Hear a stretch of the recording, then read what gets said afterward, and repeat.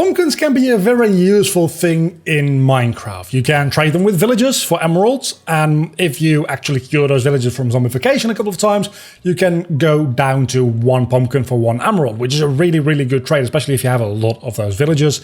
Getting automatic pumpkins means that you're going to just automatically almost get emeralds. But something that might even be more useful is automating bone meal production, because if you put some pumpkins, as you can see, I have a lot of them, in a composter, you can get bone meal out of them. And this is a fully automatable process as well. Meaning that, yeah, you can get automatic bones from a mob grinder, but that won't work in peaceful mode, and you'll still have to manually craft the bone meal.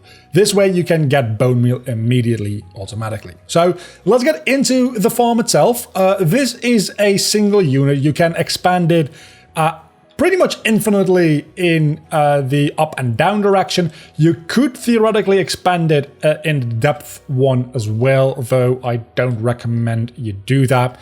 And sometimes you get some drop losses. That's just kind of like the thing with this design. I've seen this design going around online a lot as well.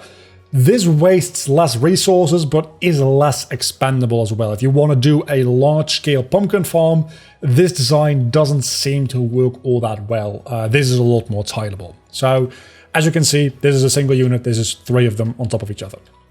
We'll get into what's wrong with this version of stacking in a moment, because this is not the best way to stack them. Firstly, let's get into what you actually need. You need a X amount of pistons, observers, pumpkin seeds, and torches. All of these 4, you want an equal amount of them. So, for instance, for this single unit, you want to have 8 of each of those, but if you want to build like 5 of them, you need, well, 8 times 5 is like, what is that, 20? I think that's 20. 40, that's 40, I'm bad at math.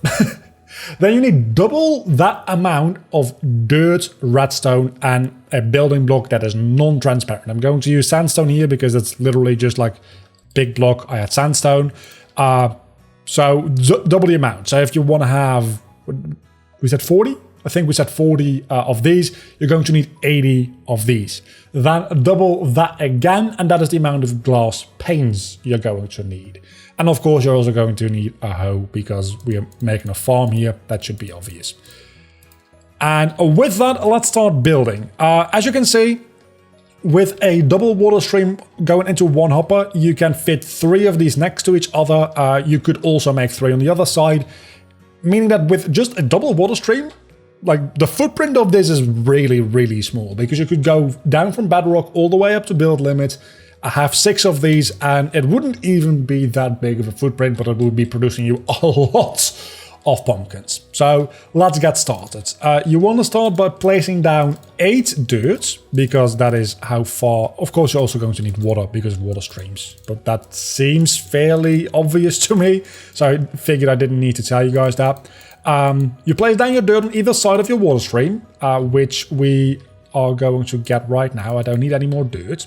So then you're going to be placing in your observers. You place an observer in the end, then no observers for 2 blocks, then 2 observers next to each other, again 2 empty blocks, and 1 more observer. The other side, you're going to copy the exact same layout, and then everything that does not have an observer is gonna get a piston. These are going to be in front of the blocks where the actual pumpkins are going to be growing. So what you want to do next is probably not place a redstone yet, because we're going to be placing in our seeds next. You tile the dirt in front of all of the observers. If you accidentally tile something in front of a piston, it doesn't matter. Pumpkins will still grow on it. Then you place in your pumpkin seeds. These are going to be the little sprouts, the little saplings that then end up growing the pumpkins on the blocks in front of the pistons. I'm going to get me some bone meal to speed up the process of having these things fully grown, because obviously you can do this if you're doing this in a survival world, but if you're automating this, you probably have all the time in the world, so you can just wait around for these to grow. It doesn't take that long. For the sake of this tutorial though, I'm going to bone meal these. So now that these are fully grown, you are going to want to place your non-transparent building blocks to the back of your pistons and observers, just like this. And then just place a simple redstone line on top of it, and that will, whenever this grows a pumpkin, the pumpkin will grow here, but this will be changed into a different type of block because it will have the little curve to it.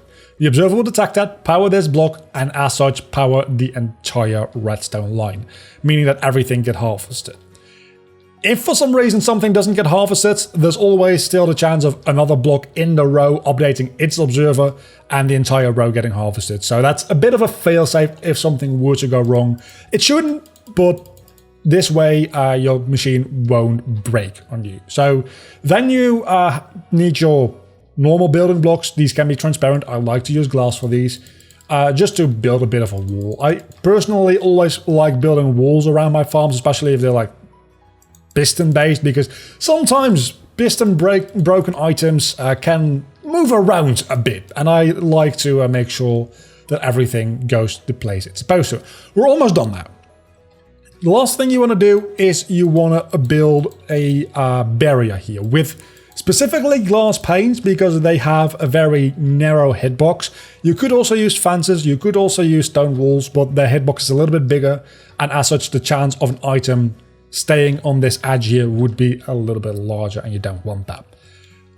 Why we do this is because sometimes pistons can fire really rapidly and actually push an item onto the dirt blocks over here.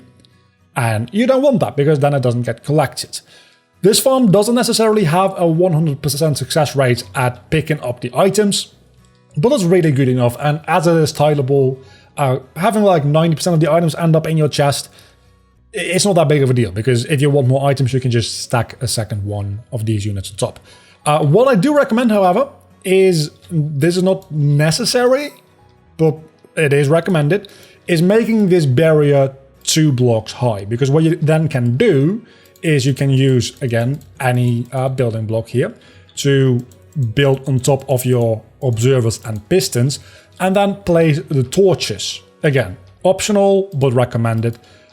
Around here. I like to place them right on top of the pumpkin sprouts themselves, because this way I am sure that this has a maximum light level, and you want the maximum light level obviously because that will allow plants to grow the best.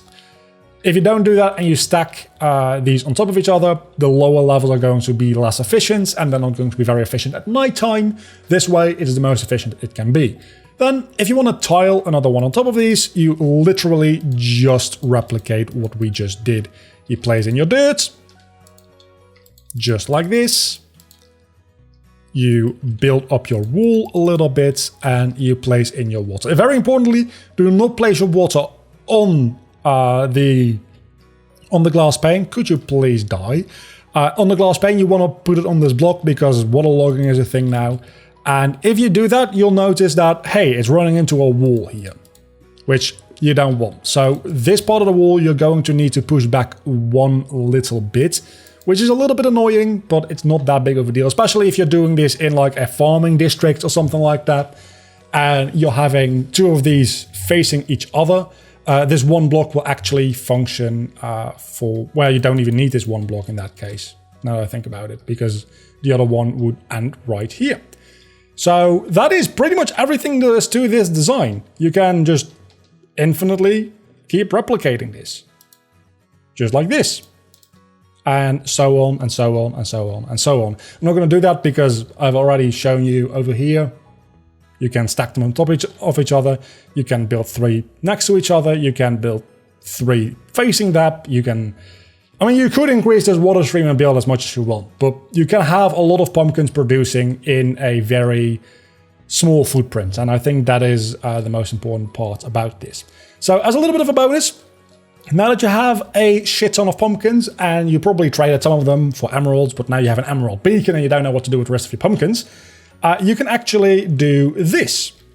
You can place a hopper under that chest, and then place a composter under that, another hopper, hold on a moment, going into your final output chest, which then automates bone meal production.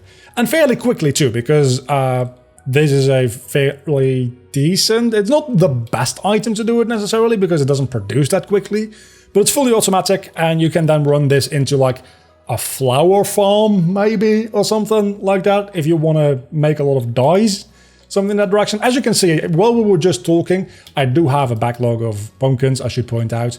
We're producing bone meal fairly quickly. So that is a great way to get automatic pumpkins, and through automatic pumpkins, also automatic bone meal. If you have enjoyed this video and you are going to build this in your own survival world to get yourself some pumpkins, do not forget to subscribe for more videos like this one and leave a like to support the channel. Next time we'll be back with another farm. Maybe we'll do that farm over there. That's bamboo. That's also a real good farm because it's just infinite fuel. It's amazing. And behind that we've got a cobblestone farm, which is really nice if you're doing large builds and all that kind of stuff. But we'll get to that when we get to that. I'll see you all back next time. Bye.